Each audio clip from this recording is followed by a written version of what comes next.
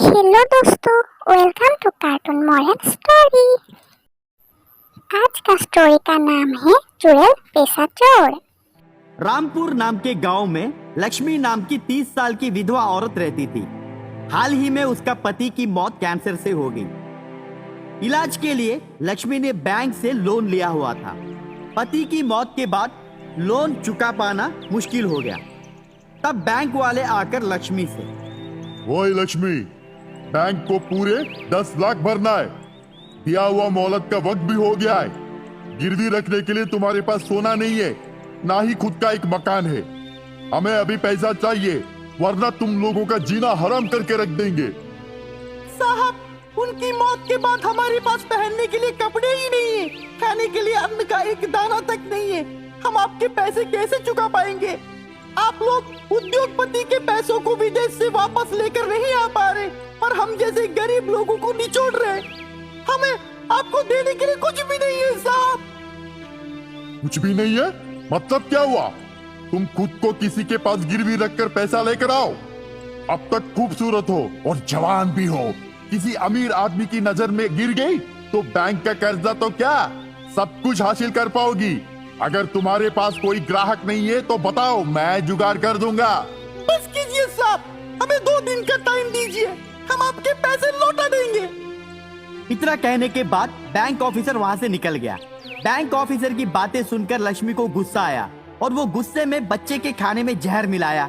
बच्चे मर गए और वो खुद भी जहर खाकर मर गई। मरने के बाद वो चुड़ैल बन गई। चुड़ैल बनकर वो बैंक वालों के ऊपर बदला लेने का ठान ले ली। जिस बैंक के वजह से उसकी मौत हुई थी, उस बैंक का सारा पैसे उसने लूट लिया। लूटे हुए सारे पैसों को वो एक किले में छुपाई। पैसा कौन लूट रहा है ये किसी को मालूम नहीं पड़ रहा था, क्योंकि सीसीटीवी कैमरा भी लक्ष्मी की आत्मा को कैप्चर नहीं कर पा रही। सीबीआई वाले आके बैंक को जब्त किए। सीबीआई ऑफिसर बैंक ऑफिसर से, मुझे तो लगता है ये कारनामा आपका है। सीसीटीवी कैमरा भी चोरी किया हुआ इंसान को पकड़ नहीं पाया, तो इसका मतलब इसके पीछे कुछ राज छुपा है। इज्जत से बता दो, वरना आपको घसीट के लेकर जाएंगे। बैंक ऑफिसर सीबीआई ऑफिसर के सामने गिड़गिड़ाया।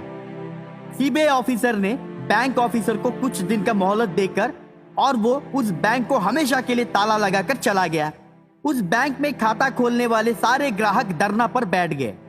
गरीब से लेकर अमीर तक सब लोग उस बैंक की वजह से कंगाल हो गए। मीडिया आकर लोगों को कवरेज करने लगा। बैंक के उन ग्राहकों में से एक ग्राहक मीडिया के सामने, मैंने मेरी सारी पूंजी इसी बैंक पे रखा था। बेटे की पढ़ाई की और बेटी की शादी का पैसा भी इसी बैंक पे था। अब मैं बर्बाद हो गया। बैंक वाले कह रहे कि हम आपका 1 रुपया भी नहीं दे सकते।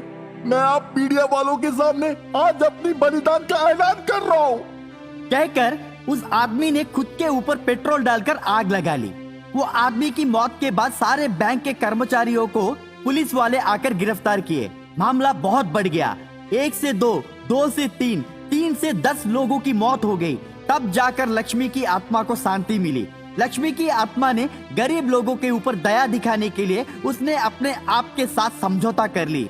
किले में छुपाया हुआ सारा पैसा लाकर वो सरेआम मीडिया वालों के सामने रख दी।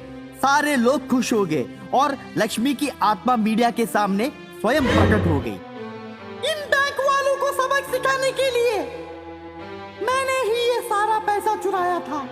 बैंक वाले हम जैसे गरीबों से पैसे वसूलने के लिए हमारी इज्जत के साथ खिलवाड़ करते हैं, पर ये लोग बड़े बड़े इंडस्ट्रियलिस्ट और उद्योगपति का बाल भी बांका नहीं कर पा रहे। मेरी वजह से 10 लोगों की मौत हुई है। उसके लिए मैं आप सबसे माफी मांगती हूँ। बैंक वालों, अब तो जाग जाओ, वरना तुम लोगों की खैर नहीं। इतना कहकर लक्ष्मी वहां से गायब हो गई। लक्ष्मी की बातें मीडिया वाले कवर किए और उसका सीधा प्रसारण भी किए। घर घर लक्ष्मी की बात फैल गई। मरने के बाद भी लक्ष्मी अब मशहूर बन गई।